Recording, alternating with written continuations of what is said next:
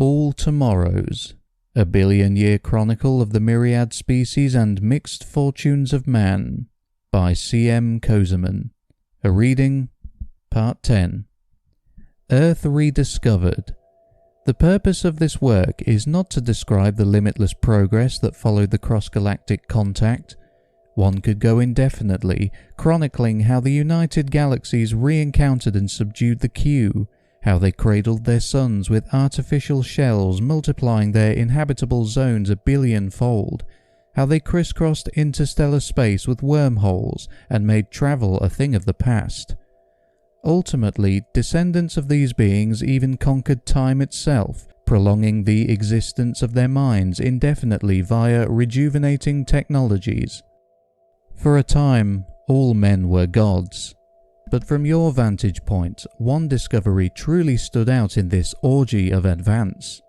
Compared with gargantuan achievements like the taming of space and the construction of the star shells, it was a mere blip, a revelation of long-forgotten trivia. This was the rediscovery of Earth, the birthplace of humanity, where the omnipresent astromorph, the star-gliding machine, and the millions of humble resident races could all trace their origins. It was made quietly, by a singular researcher combing the vestiges of forgotten history, decade after decade. Millions of years of war, invasions, and extinctions had buried the evidence thoroughly and comprehensively. When she finally came across irrefutable evidence, nobody was around to celebrate. That would come later. Return. The discovery sparked a certain amount of interest, though nowhere as much as other breakthroughs had. To most humans of the cosmos, their ancestral birthplace was simply an interesting piece of information, a piece of trivia with which they had lost all ties. Still, a ship was sent forth, and it landed without ceremony, for there was no intelligence left on Earth. Too far away from the main centers of population, it had been completely ignored, gone stagnant and feral, but still, it was home. When the explorers stepped out, human feet trod on old Earth once more after an absence of 560 million years. Mankind was back home. All Tomorrows. I must conclude my words with a confession. Mankind, the very species which I've been chronicling from its terrestrial infancy to its domination of the galaxies, is extinct. All of the beings which you saw on the preceding pages, from the lowly worm to the wind-riding sail people, from the megalomaniac gravital to the ultimate galactic citizens, lie a billion years dead. We are only beginning to piece the story together. What you read was our best approximation of the truth. Why did they disappear? Perhaps it was a final, unimaginable war of annihilation, one that transcended the very meaning of conflict. Perhaps it was a gradual breakup of the United Galaxies, and every race facing their private end slowly afterwards. Or perhaps, the wildest theories suggest, it was a mass migration to another plane of existence. A journey into somewhere, sometime, something else.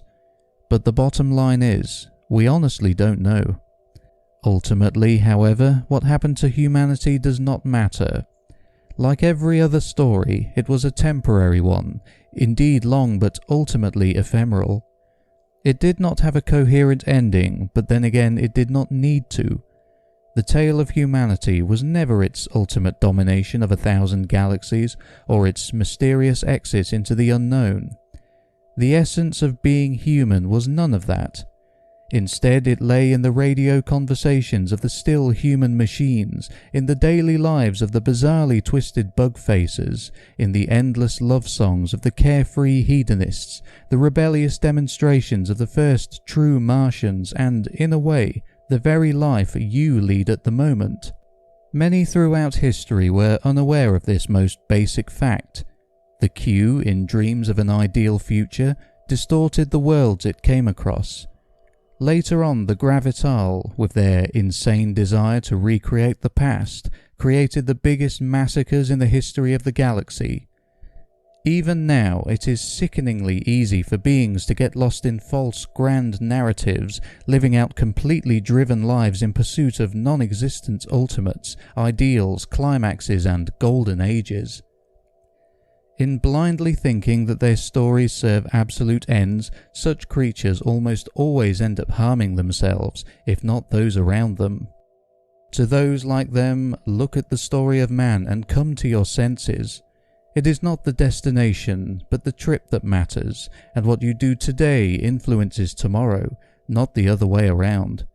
Love today and seize all tomorrows.